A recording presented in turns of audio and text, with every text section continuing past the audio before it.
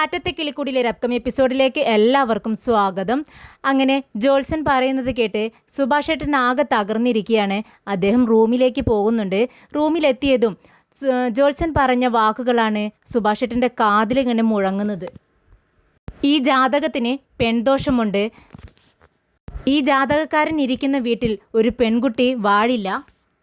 ഈ ജാതകക്കാരന് മാത്രമല്ല, ഇദ്ദേഹത്തിൻ്റെ സഹോദരങ്ങൾക്കും വിവാഹം നടക്കില്ല. ഒരുപക്ഷെ ഈ ജാതകക്കാരൻ്റെ സഹോദരങ്ങൾക്ക് വിവാഹം നടക്കുകയോ ഇനി വിവാഹം നടക്കാൻ പോവുകയോ ചെയ്യുകയാണെങ്കിൽ ഈ ജാതകക്കാരനുണ്ടല്ലോ, ഇദ്ദേഹം ഈ വീട്ടിലുണ്ടാവാൻ പാടില്ല. എങ്കിൽ മാത്രമേ അവർക്ക് സുഖമായി ജീവിക്കാൻ കഴിയൂ. ഇവനിരിക്കുന്ന വീട്ടിൽ ഒരു പെൺകുട്ടിക്ക് ഒരിക്കലും ജീവിതാവസാനം വരെ ജീവിക്കാൻ കഴിയില്ല. അതുപോലെ തന്നെ ഇതിന് പരിഹാരങ്ങളുണ്ട്. പക്ഷേ ഇദ്ദേഹം ഇരിക്കുന്ന വീട്ടിൽ പരിഹാരങ്ങൾ ചെയ്താലും അത് ഫലം ചെയ്യില്ല. ഇങ്ങനെ ജോത്സ്യൻ പറഞ്ഞ വാക്കുകളൊക്കെ സുഭാഷ് ഏട്ടൻ വീണ്ടും ഇങ്ങനെ ഓർത്തെടുക്കുകയാണ്. ആകെ അന്തം വിട്ട് കണ്ണും തുറച്ചിരിക്കുന്നുണ്ട്. ഇതേ അവസ്ഥയിൽ തന്നെയാണ് എല്ലാവരും. സുധീഷും ഹരീഷും നിധിയും എല്ലാവരും ഹാളിൽ ഒന്നും മിണ്ടാതെ സൈലൻ്റ് ആയിട്ട് ഇരിക്കുകയാണ്. അപ്പോഴാണ് സുഭാഷ് ഏട്ടൻ റൂമിൽ നിന്നും ഡോറ് തുറന്ന് ഹാളിലേക്ക് വരുന്നത്. എല്ലാവരും ഒരേ സമയം സുഭാഷ് ഏട്ടൻ്റെ മുഖത്തേക്ക് നോക്കുകയാണ്. എന്നാൽ സുഭാഷ് ഏട്ടൻ ആരെയും ശ്രദ്ധിക്കാതെ കിച്ചണിലേക്ക് പോകാൻ വേണ്ടി നിൽക്കുകയാണ്. സുഭാഷ് ഏട്ടൻ്റെ മുഖത്താണെങ്കിൽ ആകെ വിഷമമുണ്ട്. പെട്ടെന്ന് സുധീഷ് ഏട്ടാ എന്ന് വിളിക്കുകയാണ്. സുഭാഷ് ഏട്ടൻ പെട്ടെന്ന് അവിടെ നിൽക്കുന്നുണ്ട്. തിരിഞ്ഞു നോക്കുകയാണ്. അപ്പോൾ ഹരീഷ് ചോദിക്കുന്നുണ്ട്, അല്ല അദ്ദേഹം പറഞ്ഞത് കേട്ടിട്ടാണോ സുഭാഷ് ഏട്ടൻ മുഖം ഇങ്ങനെ വെച്ചിരിക്കുന്നത്? അയാളൊരു ഫ്രോഡാണ്, എന്തൊക്കെയോ വിളിച്ചു പറഞ്ഞു. പെട്ടെന്ന് നികേഷ് പറയുന്നുണ്ട്, അതെ സുഭാഷ് ഏട്ടാ, ഇങ്ങനെ വായിൽ തോന്നിയതൊക്കെ വിളിച്ചു പറഞ്ഞ് കാശുണ്ടാക്കലാണ് ഇപ്പോഴത്തെ ജോത്സ്യന്മാരുടെയൊക്കെ ജോലി. പെട്ടെന്ന് സുധീഷും പറയുന്നുണ്ട്, അതെ സുഭാഷ് ഏട്ടാ, അവനുണ്ടല്ലോ നമ്മളെ വിഷമിപ്പിക്കാൻ വേണ്ടിയാണ് ഇങ്ങനെയെല്ലാം പറഞ്ഞത്. ഇവരൊക്കെ പറയുന്നത് കേട്ട് പലരുടെയും ജീവിതം നശിച്ചു പോയിട്ടുണ്ട്. അതിലൊരാളായി എൻ്റെ ഏട്ടനും പെടാൻ പാടില്ല കേട്ടോ. ഇത് കേട്ട് സുഭാഷ് ഏട്ടൻ പറയുന്നുണ്ട്, അതല്ലട സുധീഷേ, ആ ജോത്സ്യൻ പറയുന്നത് കേട്ട് എനിക്കും അങ്ങനെ തോന്നുന്നു. ഞാൻ കാരണമാണ് ഈ കുടുംബത്തിലെ എല്ലാ പ്രശ്നങ്ങളും ഉണ്ടാകുന്നത്. ഇതൊക്കെ മുന്നേ അറിഞ്ഞിരുന്നെങ്കിൽ ഞാൻ എന്നോ ഈ വീട് വിട്ട് പോയേനെ. എന്താ ഏട്ടാ ഇത്, എന്തൊക്കെയാ പറയുന്നതെന്ന് ഹരീഷ് ചോദിക്കുന്നുണ്ട്. പെട്ടെന്നാണ് അങ്ങോട്ടേക്ക് അച്ഛൻ കയറി വരുന്നത്. ആ ജോത്സ്യൻ പറയുന്നത് കേട്ടിട്ടാണോ നിങ്ങളിങ്ങനെ കൂടി നിന്ന് സംസാരിക്കുന്നത്? അയാൾ എന്തൊക്കെയോ പറഞ്ഞു, അതൊക്കെ വിട്ടേക്ക്. നിങ്ങളെല്ലാവരും അവരുടെ ജോലി നോക്കാൻ നോക്ക് എന്നും പറഞ്ഞുകൊണ്ട് അച്ഛൻ തിരിഞ്ഞു നടക്കാൻ നോക്കുമ്പോൾ സുധീഷ് നിൽക്കാൻ വേണ്ടി പറയുകയാണ്. അതെ, എനിക്കൊരു കാര്യം ചോദിക്കാനുണ്ട്. ഞങ്ങൾ ജാതകത്തിൻ്റെ കാര്യം ചോദിച്ചപ്പോൾ നിങ്ങൾക്ക് അറിയില്ല എന്നല്ലേ പറഞ്ഞത്? പിന്നെ പെട്ടെന്ന് എവിടുന്ന ജാതകം പൊന്തിയത്? ഇത് കേട്ട് അച്ഛൻ പറയുന്നുണ്ട്, നിങ്ങൾ ചോദിച്ച സമയത്ത് എനിക്കത് ഓർമ്മയുണ്ടായിരുന്നില്ല. പിന്നീട് ഓർമ്മ വന്നു, അത് ഞാൻ എടുത്തുകൊണ്ട് വന്നു. നികേഷ് പറയുന്നുണ്ട്, സുഭാഷ് ഏട്ടാ, അയാൾ പറയുന്നത് കേട്ട് സുഭാഷ് ഏട്ടൻ ഇങ്ങനെ വിഷമിക്കരുത്. അപ്പോൾ സുഭാഷ് ഏട്ടൻ പറയുന്നുണ്ട്, എടാ നികേഷേ, നീ ഒന്ന് ആലോചിച്ച് നോക്ക്. അദ്ദേഹം പറയുന്നത് കേട്ട് ഒരുപാട് കാര്യങ്ങൾ ശരി തന്നെയാണ്. നീ ഒന്ന് ആലോചിച്ച് നോക്കിക്കേ. ഈ വീട്ടിൽ ഒരു വിവാഹവും നടക്കുന്നില്ല. അപ്പോൾ അതിനർത്ഥം ഒരു പെൺദോഷമുണ്ട് എന്ന് തന്നെയല്ലേ? പെട്ടെന്ന് നിധി പറയുന്നുണ്ട്, സുഭാഷ് ഏട്ടാ, ഞാൻ ഈ പെൺദോഷം പറഞ്ഞിട്ടൊരു ദോഷം കേട്ടിട്ട് പോലുമില്ല. അയാൾ വെറുതെ വിളിച്ചു പറയുന്നതാണെന്നാണ് എനിക്ക് തോന്നുന്നത്. നിധി, നീ എന്നെ സമാധാനിപ്പിക്കാൻ വേണ്ടിയാണ് ഇങ്ങനെയൊക്കെ പറയുന്നതെന്ന് എനിക്കറിയാം. പക്ഷേ ആ ജോത്സ്യൻ പറഞ്ഞ കാര്യങ്ങൾ ഒരുപാട് ശരിയായിട്ടുള്ളതുണ്ട്. അയാൾ എന്താ ശരിയായിട്ടുള്ള കാര്യങ്ങൾ പറഞ്ഞത്? ഒന്നും പറഞ്ഞില്ല എന്ന് ഹരീഷ് പറയുകയാണ്. പെട്ടെന്ന് സുഭാഷ് ഏട്ടൻ തൻ്റെ കണ്ണുകൾ തുടയ്ക്കുകയാണ്. സുഭാഷ് ഏട്ടൻ കരയുന്നുണ്ട്. നിങ്ങളൊന്ന് ചിന്തിച്ചു നോക്കിയേ, ഈ വീട്ടിൽ പെൺകുട്ടികൾ വാഴില്ല എന്ന് പറഞ്ഞു. പക്ഷേ അങ്ങനെ പെൺകുട്ടികൾ വന്നാൽ തന്നെ അധികം നാളും ഇവിടെ ഉണ്ടാവില്ല എന്നല്ലേ ജോത്സ്യൻ പറഞ്ഞത്? നമ്മുടെ അച്ഛൻ 2 വിവാഹം കഴിച്ചു. അവർ 2 പേരും ഈ വീട്ടിലില്ല. അപ്പോൾ തന്നെ നമ്മൾക്ക് മനസ്സിലാക്കിക്കൂടെ ഈ വീട്ടിലെ ദോഷം ഞാൻ തന്നെയാണെന്ന്? പെട്ടെന്ന് നിധി ചോദിക്കുന്നുണ്ട്, അപ്പോൾ എങ്ങനെയാ ഞാനിവിടെ ജീവിക്കുന്നത്? എനിക്കൊരു കുഴപ്പമില്ലല്ലോ എന്ന് പറയുമ്പോൾ സുധീഷും അതിനെ സപ്പോർട്ട് ചെയ്യാണ്. അത് ശരി തന്നെയാണ്, നിധി പറഞ്ഞത് കേട്ടില്ലേ? നിധിയും ഞാനും ഒക്കെ ഇവിടെ ജീവിക്കുന്നില്ലേ സുഭാഷ് ഏട്ടാ? നിങ്ങൾ എന്നെ സമാധാനിപ്പിക്കാൻ വേണ്ടി ഒന്നും പറയണ്ട. പെട്ടെന്ന് സുഭാഷ് ഏട്ടൻ തൻ്റെ കണ്ണുകൾ തുടയ്ക്കുകയാണ്. എന്നിട്ട് പറയുന്നുണ്ട്, എൻ്റെ രാശി കൊണ്ട് നിങ്ങൾക്കും സുഖമുള്ളൊരു ജീവിതം ഉണ്ടാവില്ല എന്നാണ് എനിക്ക് തോന്നുന്നത്. അതാണ് എൻ്റെ സമാധാനക്കേടും. നിധി പറയുന്നുണ്ട്, സുഭാഷ് ഏട്ടാ, അയാൾ പറയുന്നതൊന്നും വിശ്വസിക്കരുത്. ഇങ്ങനെ എൻ്റെ അച്ഛനോടും ഒരു ജോത്സ്യൻ പറഞ്ഞു, ഇനി ഒരിക്കലും ഡ്രൈവ് ചെയ്യാൻ പാടില്ല, ആക്സിഡൻ്റ് ഉണ്ടാവുമെന്ന്. ഇത് കേട്ട് എല്ലാവരും പേടിച്ചു. എൻ്റെ അച്ഛൻ എത്രയോ കാലം ഡ്രൈവ് ചെയ്യാതിരുന്നു. എൻ്റെ അച്ഛൻ അത് ഒരുപാട് ബുദ്ധിമുട്ടുന്നുള്ള കാര്യമായിരുന്നു. ഒരു ദിവസം ഞങ്ങളുടെ വീട്ടിൽ ഡ്രൈവർ ഇല്ലാതെയായി. അങ്ങനെ ഇരിക്കുന്ന സമയത്ത് അച്ഛൻ വീണ്ടും ഡ്രൈവിംഗ് ചെയ്യാൻ തുടങ്ങി. പക്ഷേ ആ ഡ്രൈവിംഗ് ചെയ്യാൻ തുടങ്ങിയതിന് ശേഷമാണ് എൻ്റെ അച്ഛൻ ഇപ്പോൾ 2-3 വണ്ടികൾ പോലും വാങ്ങിച്ചത്. ഇത്രയും വർഷമായി എൻ്റെ അച്ഛൻ ഡ്രൈവിംഗ് തുടങ്ങിയിട്ട്, എന്നിട്ട് ഒരു അപകടം പോലും ഇതുവരെയും ഉണ്ടായിട്ടില്ല. ഇതാണ് സുഭാഷ് ഏട്ടൻ ഞാൻ പറയുന്നത്. അവരെയൊന്നും വിശ്വസിക്കരുതെന്ന്. ഇത് കേട്ട് സുധീഷും പറയുന്നുണ്ട്, ഏട്ടാ ആ പെൺകുട്ടിയുടെ കാര്യം അറിയാമോ? ആ പെൺകുട്ടിക്ക് 5 വർഷമായി വിവാഹം നോക്കിക്കൊണ്ടിരിക്കുന്നു. ഇതുവരെയും ശരിയായില്ല. ആ ജോത്സ്യന് അത്ര നല്ല ജോത്സ്യനായിരുന്നെങ്കിൽ എത്രയോ മുൻപ് ഈ പെൺകുട്ടിയെ വിവാഹം നടക്കുമായിരുന്നില്ലേ? 5 വർഷമായി ഇങ്ങനെ ഓരോന്നും പറഞ്ഞ് ആ പെൺകുട്ടിയുടെ വിവാഹം നടക്കുന്നില്ല. അയാളാണെങ്കിൽ സമ്പാദിക്കുകയും ചെയ്യുന്നു. പെട്ടെന്ന് ഹരീഷ് സുഭാഷേട്ടൻ്റെ അടുത്തേക്ക് ചെന്ന് അരയിലൂടെ കൈയിട്ട് തന്നോട് ചേർത്ത് പിടിക്കുകയാണ്. എന്നിട്ട് പറയുന്നുണ്ട്, ആരെങ്കിലും എന്തെങ്കിലുമൊക്കെ പറയട്ടെ സുഭാഷേട്ടാ, അതൊന്നും വിശ്വസിക്കരുത്. ഞങ്ങളെല്ലാവരും സുഭാഷേട്ടനോടൊപ്പം ഉണ്ട് എന്ന് പറഞ്ഞുകൊണ്ട് സുഭാഷേട്ടന് ധൈര്യം കൊടുക്കുകയാണ്. അപ്പോൾ സുഭാഷേട്ടൻ കണ്ണീര് തുടയ്ക്കുന്നുണ്ട്. പെട്ടെന്ന് നികേഷും അങ്ങോട്ടേക്ക് വരുന്നുണ്ട്. സുഭാഷേട്ടാ, ചേട്ടൻ്റെ കണ്ണുകൾ ഇങ്ങനെ നിറയുന്നത് ഞങ്ങൾക്ക് കാണാൻ കഴിയുന്നില്ല, കണ്ണൊക്കെ തുടച്ചേ എന്ന് പറയുമ്പോൾ സുഭാഷേട്ടൻ കണ്ണുകളൊക്കെ തുടച്ച് ഇങ്ങനെ നിൽക്കുകയാണ്. പെട്ടെന്ന് സുധീഷും അങ്ങോട്ടേക്ക് വരികയാണ്. സുധീഷ് സുഭാഷേട്ടൻ്റെ കൈകൾ പിടിച്ചുകൊണ്ട് സോറി പറയാണ്. സോറി സുഭാഷേട്ടാ, ഇനി ഒരിക്കലും ഇങ്ങനെ സംഭവിക്കില്ല. എനിക്കറിയില്ലായിരുന്നു ഇവർ ജാതകം ചോദിച്ചപ്പോൾ ഇത്രയും വിശ്വാസികളാണെന്ന്. എന്തൊക്കെയാ പറഞ്ഞിട്ട് പോയത്? ഇത്തരത്തിലുള്ളവരാണെങ്കിൽ ഞങ്ങൾ എപ്പോഴേ അവോയ്ഡ് ചെയ്തേനെ. അങ്ങനെ അവർ 4 പേരും സുഭാഷേട്ടൻ്റെ ചുറ്റും നിന്ന് സമാധാനിപ്പിക്കുന്നുണ്ട്. രാത്രിയായതും നിധി പുറത്തു വന്നിരിക്കുകയാണ്. തൊട്ടപ്പുറത്ത് തന്നെ അച്ഛൻ ഇരിക്കുന്നുണ്ട്. നിധിയാണെങ്കിൽ ജോത്സ്യം പറഞ്ഞ വാക്കുകൾ ഇങ്ങനെ ചിന്തിച്ചുകൊണ്ടിരിക്കുകയാണ്. അപ്പോൾ അച്ഛൻ ചോദിക്കുന്നുണ്ട്, അല്ല നീ ഉറങ്ങുന്നില്ലേ? രാത്രിയായതും നിധി പുറത്തു വന്നിരിക്കുകയാണ്. തൊട്ടപ്പുറത്ത് തന്നെ അച്ഛൻ ഇരിക്കുന്നുണ്ട്. നിധിയാണെങ്കിൽ ജോത്സ്യം പറഞ്ഞു തന്നെ ചിന്തിച്ചുകൊണ്ടിരിക്കുകയാണ്. പെട്ടെന്ന് അച്ഛൻ ചോദിക്കുന്നുണ്ട്, അല്ല നീ ഉറങ്ങിയില്ലേ? അപ്പോൾ നിധി തിരിച്ചു ചോദിക്കുകയാണ്, അല്ല ഇന്ന് സുഭാഷേട്ടന് ആ ജോത്സ്യം വന്ന് പറഞ്ഞ വാക്കുകളൊക്കെ കേട്ടിട്ടേ ആകെ വിഷമിച്ചിരിക്കുകയായിരുന്നു. അപ്പോൾ അച്ഛൻ പറയുന്നുണ്ട്, ഞാൻ നിന്നോട് എന്താ ചോദിച്ചത്, നീ ഉറങ്ങില്ലേന്ന്. പക്ഷെ നീ പറയുന്നതോ നിൻ്റെ സുഭാഷേട്ടൻ്റെ കാര്യം. പെട്ടെന്ന് നിധി അദ്ദേഹത്തോട് ചോദിക്കുന്നുണ്ട്, അല്ല ഈ വീട്ടിൽ എന്ത് നടന്നാലും നിങ്ങൾക്കൊരു പ്രശ്നവുമില്ലേ? അപ്പോൾ അച്ഛൻ ചോദിക്കുകയാണ്, അല്ല അതിനിവിടെ എന്താ നടന്നത്? ഇവിടെ ആരും ചത്തുപോയിട്ടൊന്നും ഇല്ലല്ലോ. അപ്പോൾ അദ്ദേഹം പറയുന്നുണ്ട്, ഇവിടെ ആരെങ്കിലും ചത്തുപോയാലും ഒരു വിഷയമില്ല. അപ്പം നിധി പറയാണ്, അല്ല സുഭാഷേട്ടൻ്റെ രാശി മൂലമാണ് ഇവിടെ ആർക്കും വിവാഹം നടക്കാത്തത് എന്ന് വിചാരിച്ച് സുഭാഷേട്ടൻ ആകെ വിഷമിച്ചിരിക്കുകയാണ്. പക്ഷേ ഇവിടുത്തെ പ്രശ്നങ്ങൾക്കൊക്കെ കാരണം നിങ്ങളുടെ ആറ്റിറ്റ്യൂഡാണ്. ഇത് കേട്ട് അച്ഛൻ ചോദിക്കുന്നുണ്ട്, ആറ്റിറ്റ്യൂഡോ? അതെന്താണ്? എന്നെക്കൊണ്ട് പറയിപ്പിക്കണ്ട എന്നും പറഞ്ഞുകൊണ്ട് നിധി മിണ്ടാതിരിക്കുകയാണ്. അതിന് ഞാൻ നിന്നോടൊന്നും ചോദിച്ചില്ലല്ലോ എന്ന് അച്ഛനും പറയുന്നുണ്ട്. നികേഷിൻ്റെ അമ്മ എവിടെയുണ്ടെന്ന് നിങ്ങൾക്കറിയാം, പറ എവിടെയുണ്ട്? ഇത് കേട്ട് അദ്ദേഹം പറയുന്നുണ്ട്, അതെ നീ എന്തിനാ ഇതൊക്കെ അറിയുന്നത്? ചുമ്മാ ഓരോന്നും പറഞ്ഞുകൊണ്ടിരിക്കുന്നു. ഇത് കേട്ട് നിധി പറയുന്നുണ്ട്, എനിക്കറിയാം അവരിവിടെ അടുത്തെവിടെയുണ്ട്. ഞാനന്ന് അവരെ കണ്ടു എന്ന് പറഞ്ഞപ്പോൾ നിങ്ങളുടെ മുഖം മാറുന്നത് ഞാൻ കണ്ടതാ. നിങ്ങൾ എന്തോ എന്നിൽ നിന്ന് മറയ്ക്കുന്നുണ്ട്, അതെനിക്ക് മനസ്സിലായി. ഇത് കേട്ട് അച്ഛൻ പറയുന്നുണ്ട്, മോളെ നീ എന്തിനാ ഓഫീസിലേക്ക് ജോലിക്ക് പോകുന്നത്? നിനക്കേ ഒരു സ്റ്റേഷനിൽ ഒരു പോലീസ് ജോലിയോ അല്ലെങ്കിൽ ഒരു വക്കീൽ ജോലിയോ ഒക്കെ നോക്കുന്നതല്ലേ നല്ലത്. ഒരു പക്ഷേ അവരിവിടെ അടുത്തെവിടെയെങ്കിലുമാണ് താമസിക്കുന്നതെങ്കിൽ അവരെ ഇങ്ങോട്ടേക്ക് വിളിച്ചു കൊണ്ടുവന്നാൽ ഇവിടെ പെൺകുട്ടികൾ പാടില്ല എന്നുള്ള ആ ഒരു അപവാദം തീർക്കാമല്ലോ നമുക്ക്. നിനക്ക് വേറെ പണിയൊന്നുമില്ലേ എന്ന് അച്ഛൻ ചോദിക്കുന്നുണ്ട്. അപ്പോഴേക്കും സുധീഷ് അങ്ങോട്ടേക്ക് വരുന്നുണ്ട്. നിധി കൊതുകടി കൊണ്ട് അവിടെ ഇരിക്കുന്നത് കണ്ടിട്ട് സുധീഷ് ചോദിക്കുന്നുണ്ട്, അല്ല നിധി നീ എന്തിനാ ഈ കൊതുകടി കൊണ്ട് ഇവിടെ ഇരിക്കുന്നത്? പോയി കിടന്ന് ഉറങ്ങിക്കൂടെ എന്ന് ചോദിച്ചുകൊണ്ട് സുധീഷ് അവിടെ ഇരിക്കുകയാണ്. അപ്പം നിധി ചോദിക്കുന്നുണ്ട്, അല്ല സുഭാഷേട്ടൻ എവിടെ? അവർ ഉറങ്ങി എന്ന് സുധീഷ് പറയുന്നുണ്ട്. ഉടനെ നിധി പറയുന്നുണ്ട്, ഏട്ടനെ നന്നായി ശ്രദ്ധിച്ചോളണം. ആ ജോത്സ്യൻ പറയുന്നത് കേട്ട് സുഭാഷേട്ടൻ്റെ മനസ്സ് വല്ലാതെ വേദനിച്ചിട്ടുണ്ട്. തെറ്റായി എന്തെങ്കിലും സംഭവിക്കുകയോ എന്നെനിക്ക് പേടിയുണ്ട്. ഇത് കേട്ട് സുധീഷ് ചോദിക്കുന്നുണ്ട്, തെറ്റായി എന്ത് സംഭവിക്കാനാ? അപ്പോൾ നിധി പറയുന്നുണ്ട്, സുഭാഷേട്ടൻ എന്തോ ചിന്തിച്ചുകൊണ്ടിരിക്കുന്നത് പോലെ തോന്നുന്നില്ലേ?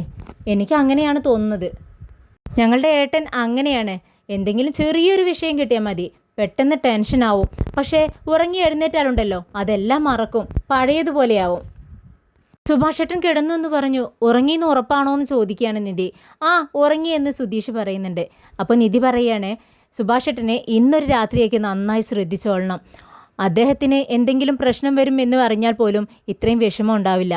പക്ഷേ അദ്ദേഹം മൂലം തൻ്റെ സഹോദരങ്ങൾക്ക് എന്തെങ്കിലും വരുമെന്ന് കേട്ടാൽ അദ്ദേഹത്തിന് ഒട്ടും സഹിക്കില്ല. ഇത് കേട്ട് സുധീഷ് പറയുന്നുണ്ട്, അല്ല നിധി, നീ എന്താ ഉദ്ദേശിക്കുന്നത്? സുഭാഷേട്ടൻ ഈ വീട് വിട്ട് എങ്ങോട്ടെങ്കിലും പോകുമെന്നാണോ? അങ്ങനെയൊന്നും സംഭവിക്കില്ല. അയ്യോ, ഞാൻ അങ്ങനെയൊന്നും ഉദ്ദേശിച്ചില്ല. ഈ ഒരു ടെൻഷനിൽ നിന്നും ഒന്ന് റിക്കവറായി വരാൻ കുറച്ച് സമയമെടുക്കും സുഭാഷേട്ടന്. അതുവരെ ഒന്ന് സുഭാഷേട്ടനെ ശ്രദ്ധിക്കാൻ വേണ്ടി മാത്രമാണ് ഞാനിതെല്ലാം പറഞ്ഞത്. ഏട്ടനൊന്നും ഉറങ്ങി എഴുന്നേറ്റാൽ തീരാവുന്ന പ്രശ്നമേ ഉള്ളൂ. നേരം വെളുക്കുമ്പോൾ നോക്കിക്കോ, ഇതൊന്നും ചേട്ടൻ്റെ മനസ്സിലുണ്ടാവില്ല. രാത്രി സുഭാഷേട്ടൻ ഉറങ്ങിക്കഴിഞ്ഞിരിക്കണു. നമ്മുടെ സുധീഷ് അങ്ങോട്ടേക്ക് കിടക്കാനായിട്ട് വരുവാണ്. ചേട്ടൻ ഉറങ്ങിയോ എന്ന് നികേഷിനോട് ചോദിക്കുകയാണ്. നികേഷ് പെട്ടെന്ന് എഴുന്നേറ്റിരുന്ന് പറയുന്നുണ്ട്, ഞങ്ങൾ ചേട്ടനോട് തമാശയൊക്കെ പറഞ്ഞ് ചിരിപ്പിക്കാനായിട്ട് നോക്കി, പക്ഷേ ചേട്ടൻ ചിരിക്കുന്നില്ല. എന്നാൽ ജോത്സൻ പറഞ്ഞതിനെ പറ്റി ഒന്നും തന്നെ ചേട്ടൻ ഞങ്ങളോട് പറഞ്ഞതുമില്ല. ചേട്ടൻ സമാധാനമായിട്ടാണ് ഉറങ്ങുന്നതെന്നാണ് ഞങ്ങൾ വിചാരിക്കുന്നത്. 3 പേരും ചേട്ടൻ്റെ മുഖത്തേക്ക് സൂക്ഷിച്ച് നോക്കുവാണ്. പിന്നീട് സുധീഷ് ഏട്ടാ ചേട്ടാ ചേട്ടാ എന്നിങ്ങനെ വിളിക്കുന്നുണ്ട്. ഇത് കേട്ട് ഹരീഷ് പറയുന്നുണ്ട്, സുഭാഷേട്ടൻ ഉറങ്ങി, കാര്യം ശരി തന്നെ, പക്ഷേ 3 പേർക്കും ചേട്ടൻ്റെ മേലെ ഒരു കണ്ണുണ്ടാവുന്നത് നല്ലതാ.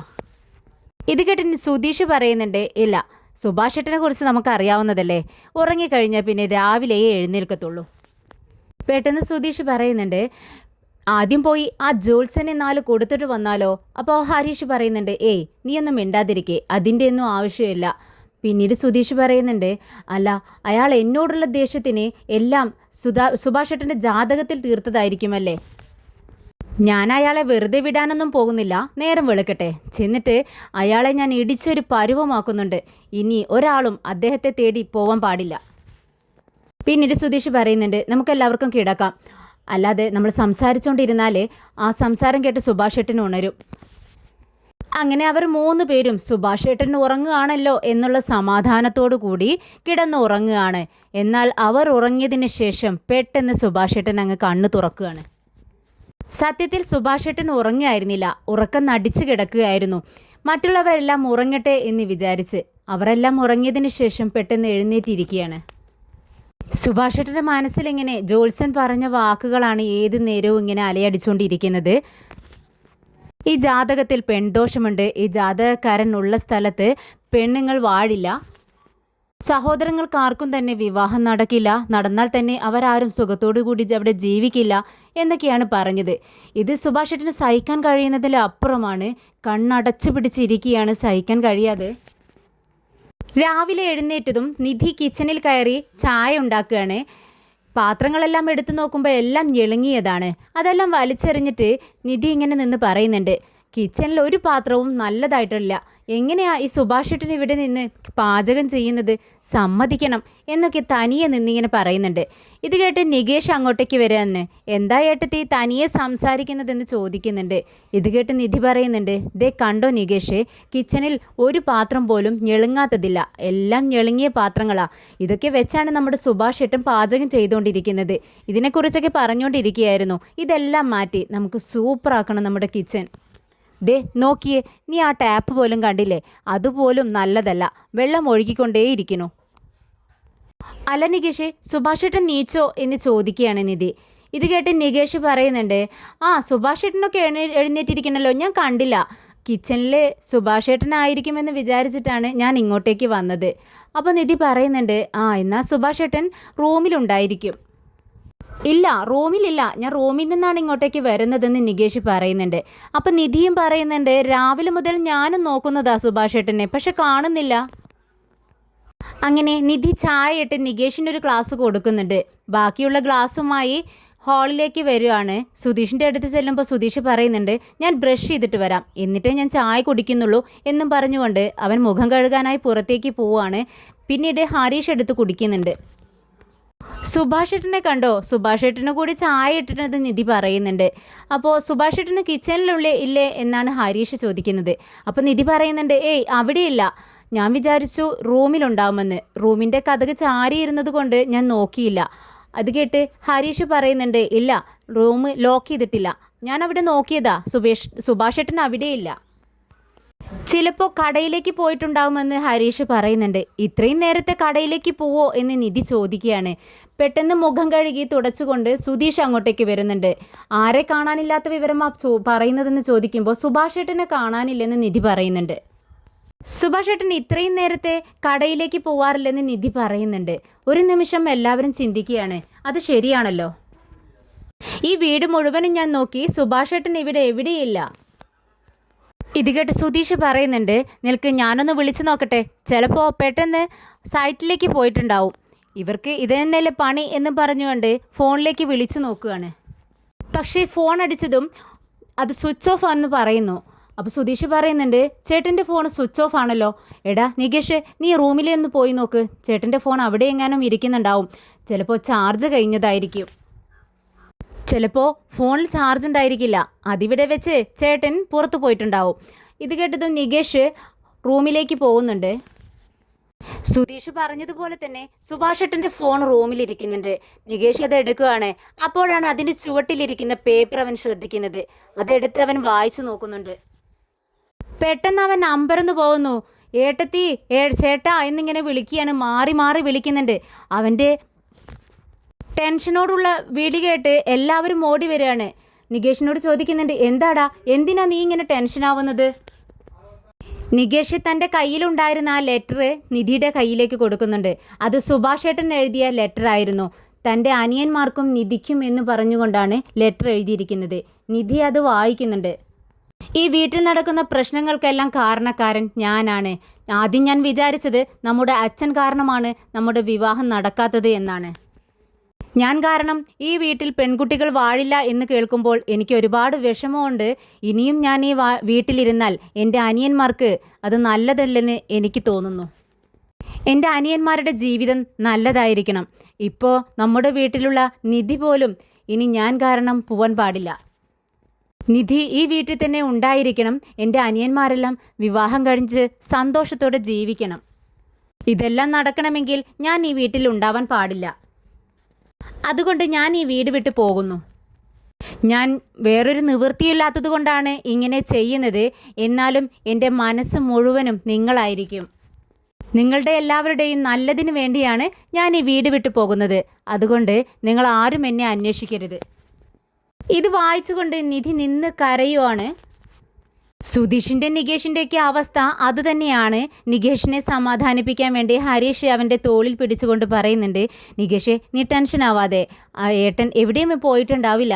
ഇത് കേട്ട് നികേഷ് പറയുന്നുണ്ട്, ദേ ലെറ്റർ എഴുതി വെച്ചിട്ടല്ലേ ചേട്ടൻ പോയിരിക്കുന്നത്. പെട്ടെന്ന് സുധീഷ് പറയുന്നുണ്ട്, ഇന്നലെ രാത്രി ഒരു കുഴപ്പമുണ്ടായിരുന്നില്ലല്ലോ, സുഖമായിട്ട് ഉറങ്ങുന്നുണ്ടായിരുന്നല്ലോ ചേട്ടൻ, പിന്നെ എങ്ങനെ ഇത് സംഭവിച്ചു?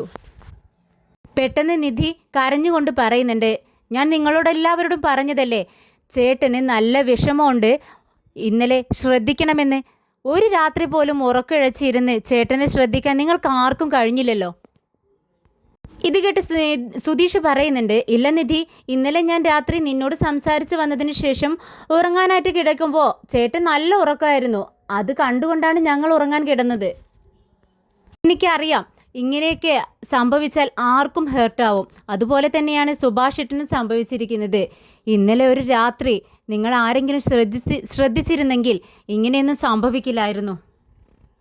ഓരോന്നും ചിന്തിച്ച് കിടന്ന് ഞാൻ ഇന്നലെ രാത്രി ഉറങ്ങിയിട്ടില്ല. അതുകൊണ്ട് പുലർച്ചെ 5 മണിക്ക് ഞാൻ എഴുന്നേറ്റതാ.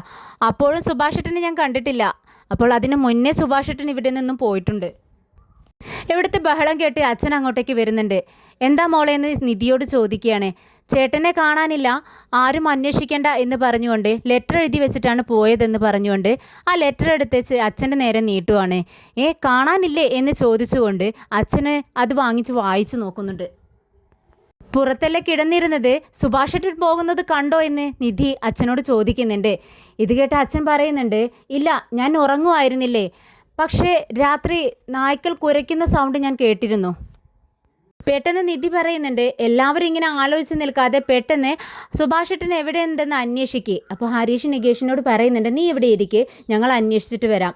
അപ്പോൾ നികേഷ് പറയുന്നുണ്ട്, ഇല്ല, എനിക്കിവിടെ ഇരുന്നാലേ സമാധാനം കിട്ടില്ല, നമുക്ക് ഒരുമിച്ച് പോയി അന്വേഷിക്കാം എന്ന് പറഞ്ഞുകൊണ്ട് അവർ പുറത്തേക്ക് ഇറങ്ങുകയാണ്. എന്നാൽ സുധീഷ് സമനില തെറ്റിയതുപോലെയാണ് നിൽക്കുന്നത്. പെട്ടെന്ന് നിധി പറയുന്നുണ്ട്, എന്താ സുധീഷ് ഇങ്ങനെ നോക്കി നിൽക്കുന്നത്, ചെന്ന് അന്വേഷിക്കുക എന്ന് പറഞ്ഞുകൊണ്ട് അങ്ങോട്ടേക്ക് തള്ളി വിടുവാണ്. പിന്നീട് അച്ഛനും പറയുന്നുണ്ട്, ഞാനും അന്വേഷിച്ചിട്ട് വരാം മോളെ എന്നും പറഞ്ഞുകൊണ്ട് ആ കത്ത് നിധിയുടെ കയ്യിൽ കൊടുത്തുകൊണ്ട് അച്ഛനും പുറത്തേക്ക് ഇറങ്ങുന്നുണ്ട്. അങ്ങനെ ഹരീഷിൻ്റെ ബൈക്കിന് പിറകെ നികേഷ് കയറുന്നുണ്ട്. സുധീഷാണെങ്കിൽ സുധീഷ് വേറൊരു വണ്ടിയിലും. അങ്ങനെ എല്ലാവരും ഓരോ വഴിക്കായി സുഭാഷേട്ടനെയും തിരഞ്ഞു പോകുന്നുണ്ട്. വഴിയിൽ കാണുന്നവരോടെല്ലാം അവർ സുഭാഷേട്ടനെ കുറിച്ച് അന്വേഷിക്കുന്നുണ്ട്. സുഭാഷേട്ടൻ പോകാൻ ഇടയുള്ള സ്ഥലങ്ങളിലെല്ലാം അവർ പോകുന്നുണ്ട്. സുഭാഷേട്ടൻ്റെ വർക്ക് സൈറ്റിലും ഷോപ്പുകളിലും എല്ലാം കയറി അന്വേഷിക്കുന്നുണ്ട്. പക്ഷേ ആരും തന്നെ അന്നേ ദിവസം അദ്ദേഹത്തെ കണ്ടിട്ടില്ല എന്ന് പറയുന്നു.